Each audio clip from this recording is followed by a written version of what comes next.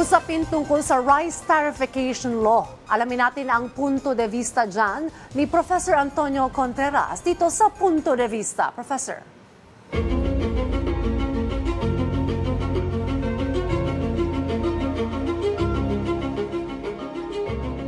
Maraming salamat, Dayan. Alam mo, sinasabi ng maraming Pilipino ngayon, rice is life. Talagang importante ang bigas para sa mga Pilipino. Ito ang ating staple food. Kaya kapag may krisis sa bigas, may krisis ang buhay ng Pilipina. In fact, naranasan na natin ito noon at hindi lang ngayon. At tumaas ang presyo at naging masyadong kulang ang supply. Kaya nga noong 2019, nagkaroon ng batas na ipinasa ng Kongreso. Ito yung Rice Tariffication Law o Republic Act 11203. Nang layunin ay tugunan ang problema ng pagtaas ng presyo ng bigas at ang kakulangan ng supply nito. Ano bang ginawa ng Rice Tariffication Law? Ginawang malaya ang pag-import ng bigas, bagamat ito'y pinatungan ng taripa. Hindi na po yung quantitative restrictions na merong maximum lang na pwedeng import. Ngayon ay meron ng taripa at yung taripa po ay kokolektahin ng gobyerno at yung makukuha doon ay gagamitin sa pag-improve ng kalagayan ng ating mga magsasaka at ang rice sector, ang Rice Competitiveness Enhancement Fund kung tawagin.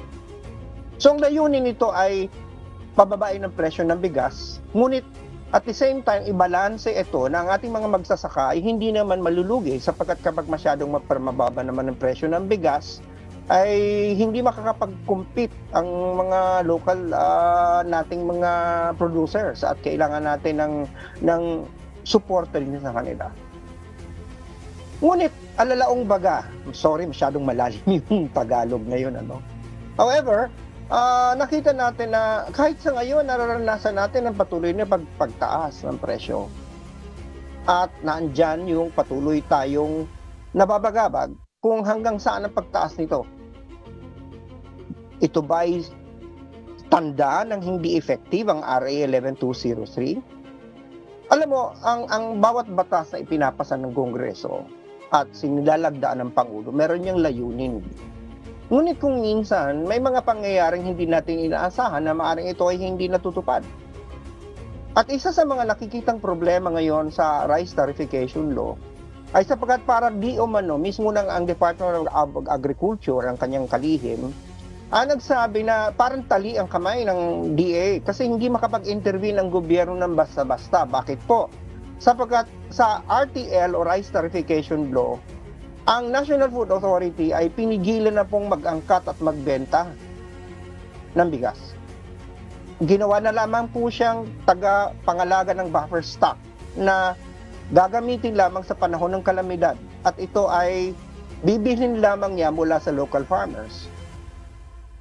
Ayon sa pag-aaral ng maraming eksperto at ayon din sa mismo ang Kongreso at mismo sa Pangulo na rin nanggaling, kailangan nating palitan ito. Kailangan natin magkaroon ng kamay o hand o partisipasyon ng gobyerno para malaro natin ang market. At kasama na dito yung pagbili ng bigas mula sa importers at pagbenta nito at kung kinakailangan ay mismong direct na mag-import ng National Food Authority. Yan po ang pinaka-gist ng pag-aamyenda ng Rice Tariffication Law na tinutulak ng Pangulo at 10 ng mga mambabatas.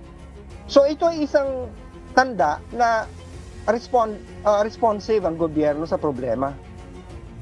At hindi natin basta-basta pwedeng masisi ng gobyerno walang ginagawa kung ang batas naman itinali ang kamay ng isa sa instrumento na pwedeng gamitin ito, which is basically participating in the market.